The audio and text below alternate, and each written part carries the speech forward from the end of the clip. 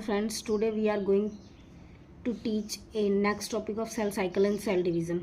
Last video जो थी मैं उसमें मैंने आपको बताया था कि सेल साइकिल और सेल डिवीज़न मतलब प्रॉपरली होता क्या है, और उसमें मैंने आपको कुछ टर्म्स के बारे में बताया था।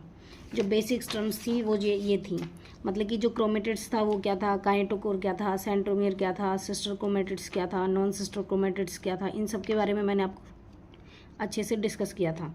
अब जो G1 फेज़ था, S और G2 और G0, ये सारी फेजेस जो थी वो भी मैंने आपको डिस्कस करी थी, लेकिन मैंने इन सबको आपको सुपरफिशियली बताया था। अब मैं इन सब टर्म्स के बारे में आपको ब्रीफली बताऊंगी कि ये सब चीज़ें मतलब होती क्या है, इनमें एक्चुअली होता क्या है। सेल डिवीज़न के बारे में प्रॉपरली बताऊंगी।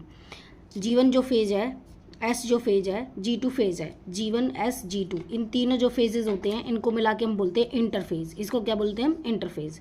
उसके बाद आता है आपका प्रोफेज आता है, फिर metaphase, then anaphase, then telophase. इन सबको मिला के हम बोलते हैं मेटाफेज। मेटाफेज मतलब कि इसको हम माइटोसिस भी बोलते हैं, और इसको हम क्या बोलते हैं? इंटरफेज बोलते हैं। माइटोसिस के बाद जो एक टर्म मतलब आपको जो डिफाइन करूँगी वो होगी मियोसिस। उसमें सारी जो चीज़ें होती हैं वो भी सेम ही होती हैं, उसमें कुछ डिफरेंस होता है, उसके बेस पे उसको अलग कर दिया गया है। इंटरफेज में क्या होता है कि अब सबसे पहले हम बताएंगे कि G1 फेज़ होती है उसमें एक्चुअली होता क्या है, S फेज़ जो होता है उसमें एक्चुअली होता क्या है, G2 फेज़ में क्या होता है। G1 जो फेज़ है, G1 फेज़ मतलब कि gap one phase. Gap one phase मतलब कि जो आपका DNA सिंथेसिस होता है, DNA का जो रेप्लिकेशन होता है वो आपका S फेज़ के अंदर होता है, लेकिन उससे पहले जो सेल होती है वो अपने आप को क्या करती है? प्रिपेयर करती है किसी भी चीज़ के लिए। जैसे कि हम नीट की प्रिपरेशन कर रहे हैं, उसके बाद हम क्या करेंगे? MBBS की तैयारी करेंगे, तो हम नीट की प्रिपरेशन कर रहे हैं, सेल इसमें क्या करती है? अपने आप को प्रिपेयर करती है डिवीज़न के लिए। मतलब कि इसमें क्या करता है आगे एक्चुअली जो सेल का डिवीज़न होता है वो मेटाफेज। एक्चुअली यहाँ पे सेल क्या कर रही होती है? अपने आप को प्रिपेयर कर रही है। तो G1 फेज है, जो मतलब कि गैप वन फेज है, उसके अंदर सेल क्या कर रही है? अपने आप को प्रिपरेशन कर रही है। DNA सिंथेसिस करने से पहले जो फेज होती है उसे गैप वन फेज बोलते हैं, ठीक है। तो इसमें सेल अपने आप को क्या करेगी? ग्रोथ कराएगी। सेल ग्रोथ कराने के साथ साथ इसमें क्या होगा? जो सेल होती है वो मेटाबॉलिकली एक्टिव होती है और कंटिन्यूसली ग्रो करती है, ठीक है। ये होता है इसमें ये। उसके बाद हम आते हैं एस फेज के अंदर। एस फेज में क्या होता है कि जो DNA का सिंथेसिस होता है, इसमें भी सेल अपने आप को क्या कराती है? ग्रोथ कराती है, और सेल का जो साइज़ होता है वो इंक्रीज़ करता है साथ ही साथ। और DNA का जो एक्चुअली डिवीज़न होता है वो यहाँ पे होता है। DNA का जो अमाउंट होता है वो डबल करता है एस फेज में। एस फेज मीन्स दैट कि सिंथेसिस फेज मीन्स दैट अगर यहाँ पे हम बात करेंगे, जैसे कि अगर मैं बात करूं, अगर जैसे DNA का नंबर है, DNA का नंबर अगर 2C है, तो इस वाली फेज़ के अंदर क्या हो जाता है? इसका DNA का अमाउंट जो होता है वो 4C हो जाता है, ठीक है। कितना हो जाता है? 4C हो जाता है। मीन्स दैट कि इसका जो नंबर है वो डबल कर जाता है। किसका नंबर? जो DNA का अमाउंट होता है वो डबल कर जाता है। और लेकिन जो क्रोमोसोम का नंबर होता है वो 2C से इसमें 2C ही रहता है, मतलब कि क्रोमोसोम का नंबर वो सेम होगा, सिर्फ DNA का जो अमाउंट होता है वो डबल हो जाता है, ठीक है। इसमें और देखो, हर फेज़ के अंदर एक प्रोटीन का सिंथेसिस होता है। जो आपका एस फेज़ होता है उसके अंदर भी प्रोटीन का सिंथेसिस होता है। देखो, दो तरह की प्रोटीन्स होती हैं, कि हिस्टोन प्रोटीन होती है और एक क्या बोलते हैं आपको, कि एक हिस्टोन प्रोटीन थी, एक है टिबलिन प्रोटीन, ठीक है। कौन सी प्रोटीन? टिबलिन प्रोटीन। अब हमें पता होना चाहिए कि ये क्वेश्चन बहुत बार बार आता है नीट के अंदर, कि मतलब हिस्टोन प्रोटीन का सिंथेसिस कहाँ होता है और टिबलिन प्रोटीन का सिंथेसिस कहाँ होता है। देखो आप, अब जैसे कि मैं पढ़ाने जाऊंगी, इसमें देखो आप, इसमें क्या है? एस फेज है, ठीक है। एस फेज मीन्स दैट मैं किसकी बात कर रही हूँ? हिस्टोन प्रोटीन की बात कर रही हूँ। किसकी बात कर रही हूँ? हिस्टोन। एस फेज इसमें आ रहा है, इसमें एस वर्ड आ रहा है, तो आप इसको कैसे याद रखोगी? H4, मतलब कि इसमें एस वर्ड आ रहा है तो हिस्टोन, एस फेज। तो हिस्टोन प्रोटीन का सिंथेसिस क्वेश्चन में आता है, जैसे कि हिस्टोन प्रोटीन का सिंथेसिस होता कहाँ है, तो आप क्या बोलोगे? एस फेज बोलोगे। अब हम नेक्स्ट जो फेज होता है उसके बारे में बात करेंगे, मीन्स दैट कि G2 फेज मतलब कि गैप टू फेज। अब हम गैप टू फेज के बारे में बात करेंगे।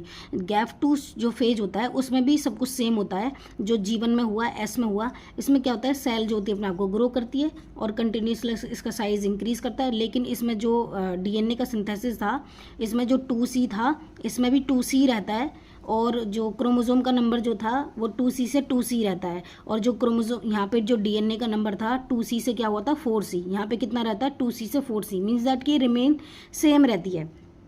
इसमें कुछ भी बदलाव नहीं होता, ठीक है। अब इस सारे फेज को हमने क्या बोल दिया, इस G1 S G2 इसको मिला के हम बोल दिया इंटरफेज।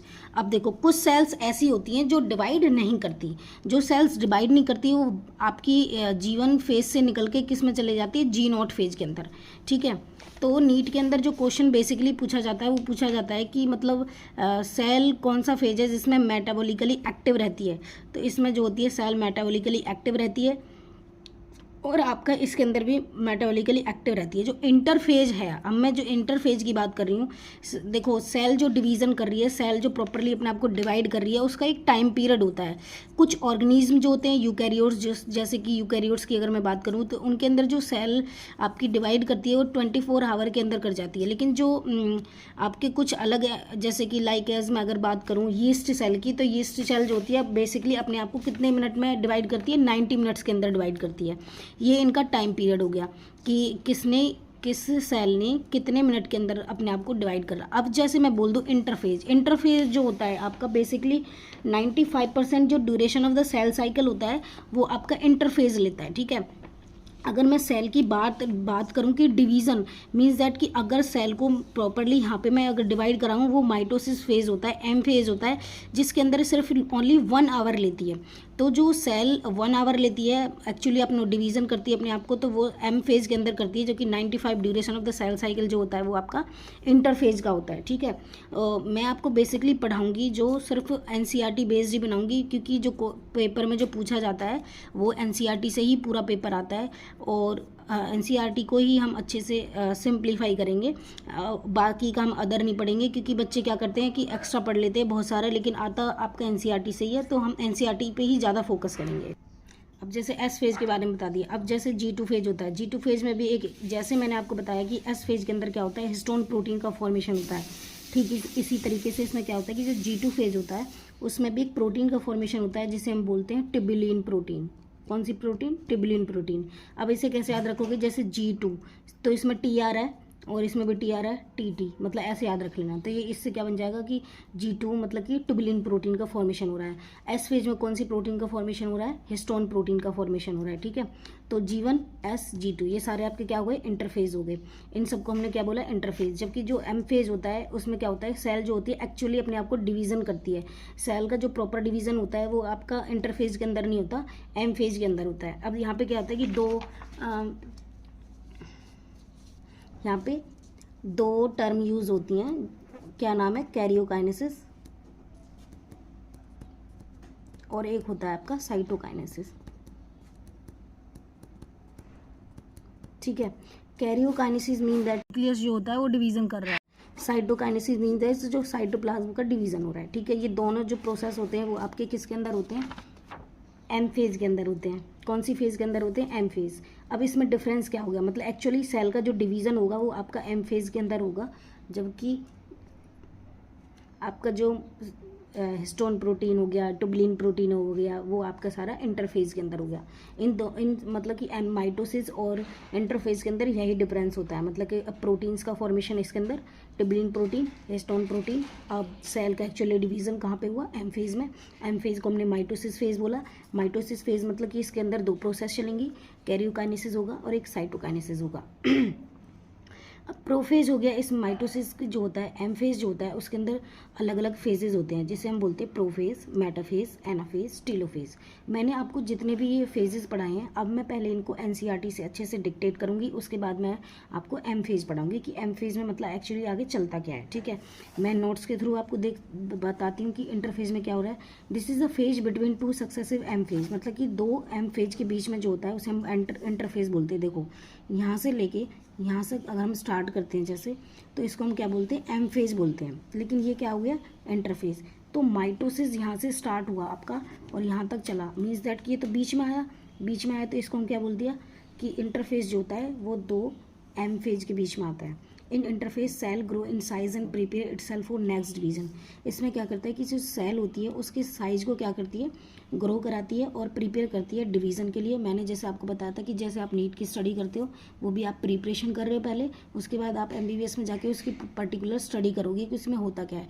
ठीक इसी प्रकार से जो ये सेल है अपने आप को क्या कर रही है, प्रिपेयर कर रही है पहले, उसके बाद क्या करेगी, डिवीज़न करेगी। Interphase is the most active phase of cell cycle. Interphase जो होती है वो मोस्ट एक्टिव फेज होती है, ठीक है, सेल साइकिल की। लास्ट मोर देन 95%, ये पॉइंट मैंने आपको बताया था कि जो इंटरफेज होती है वो 95% duration of the cell cycle को कवर करती है, जबकि जो आपका माइटोसिस फेज होती है, एम फेज होती है, उसके अंदर जो सेल होती है वो अपने आप को 1 आवर के अंदर ही कंप्लीट कर लेती है, और मोस्ट एक्टिव फेज भी इसी को बोला जाता है। उसके बाद हम जीवन फेज, मैंने जो पढ़ाया है वो सब। जीवन phase correspond to interval between mitosis and initiation of DNA replication. Initiation जो मतलब कि स्टार्टिंग डीएनए का रेप्लिकेशन, एक्चुअली मैंने आपको बताया था एस फेज में होता है, लेकिन इनिशिएशन जो होता है, स्टार्टिंग जो होती है वो जीवन फेज से होती है, गैप 1 फेज से। Cell is metabolically active and continuously grow. बहुत ज़्यादा इंपॉर्टेंट लाइन है ये, देखो बहुत ज़्यादा इंपॉर्टेंट लाइन है। सेल जो होती है वो मेटाबॉलिकली एक्टिव करती है अपने आप को, और इसमें कंटिन्यूसली ग्रो करती रहती है।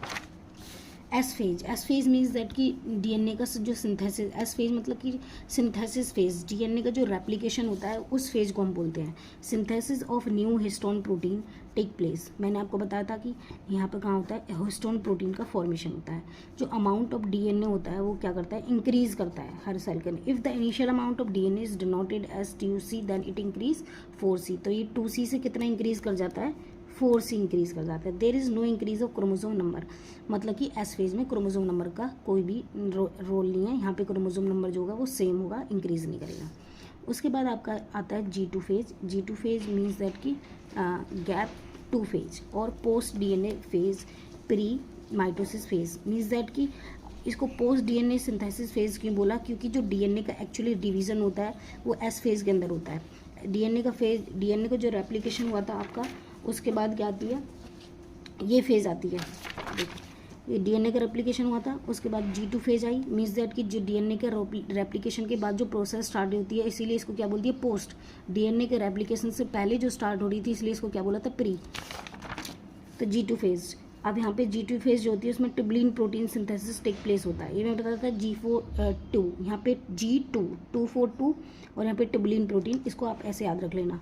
सारा जो होता है सेल का, सेल ग्रोथ कर रही है, टेक प्लेस कर रही है, कंटिन्यूसली ग्रो कर रही है। G2 phase cell enter in division और एम फेज, मतलब कि ये क्या कर रही है, G2 फेज के बाद जो फेज आता है उसमें सेल क्या करती है, डिवीजन स्टार्ट कर देती है एम फेज के अंदर।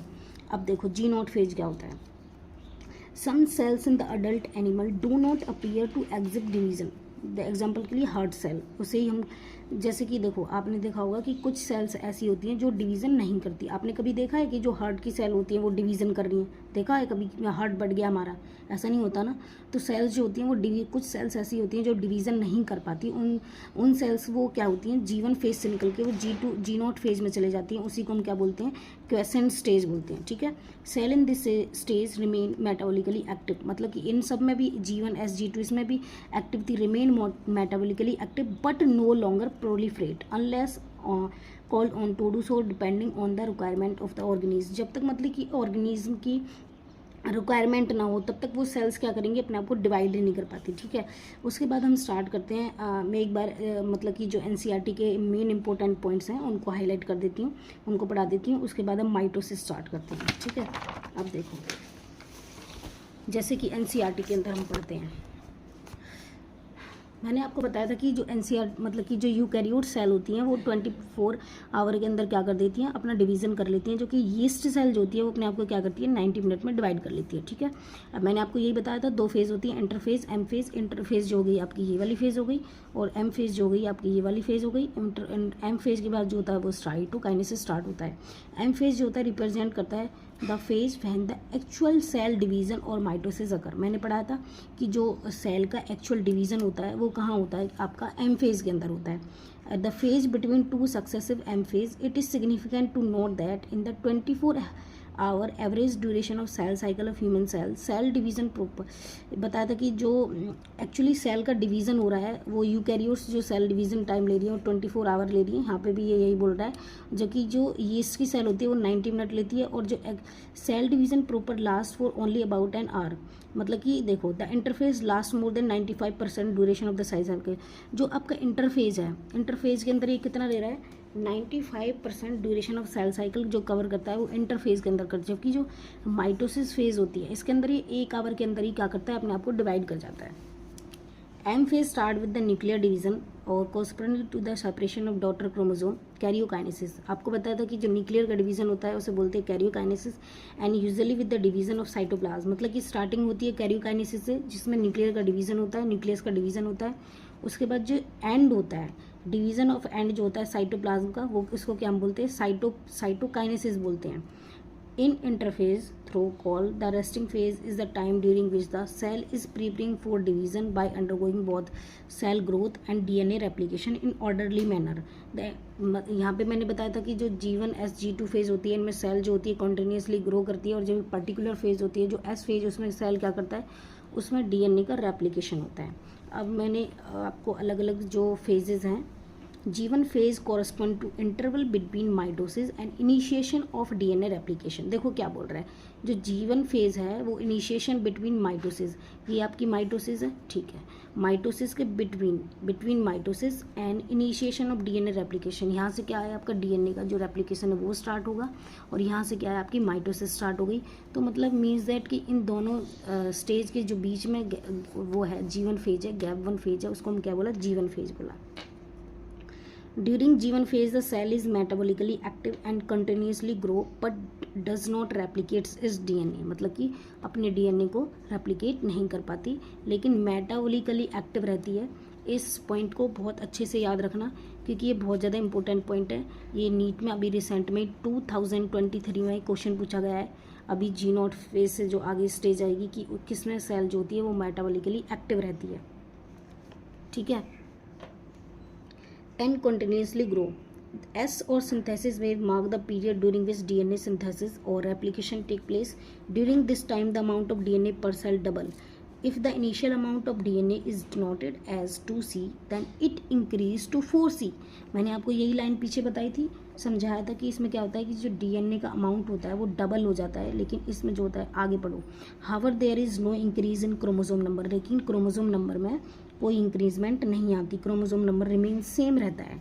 If the cell has diploid or 2n number of chromosome at G1 even after S phase the number of chromosome remain the same, that is 2n। ये सारा क्लियरली हमने पीछे अच्छे से बताया है। अब देखो इसमें दो टर्म जो होती हैं वो बहुत ज़्यादा इंपॉर्टेंट है। ये वाली लाइन, ये मतलब इस वाले चैप्टर में तो क्वेश्चन को नहीं पूछा है, लेकिन एक आप दूसरा चैप्टर पढ़ोगे 12th का, उसके अंदर इस वाली लाइन से क्वेश्चन पूछा गया है नीट के अंदर। In animal cells during the S phase DNA replication began in the nucleus. एक क्वेश्चन आता है कि जो DNA का रेप्लिकेशन होता है वो कहाँ स्टार्ट होता है, न्यूक्लियस के अंदर होता है, और सेंट्रियोल जो डुप्लीकेट्स करती है वो किसके अंदर करती है, साइटोप्लाज्म के अंदर करती है। अब देखो during the G2 phase protein are synthesize in preparation for mitosis while cell growth continues. इसमें भी क्या करता है कि सेल जो ग्रोथ करती है वो कॉन्टिन्यूसली करती है।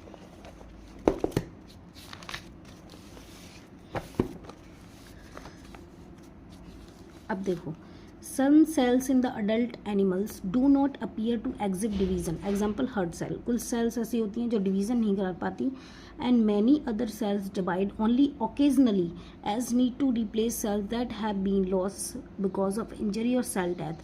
These cells that do not divide further exist G1 phase to enter an inactive stage called quiescent stage of the cell cycle।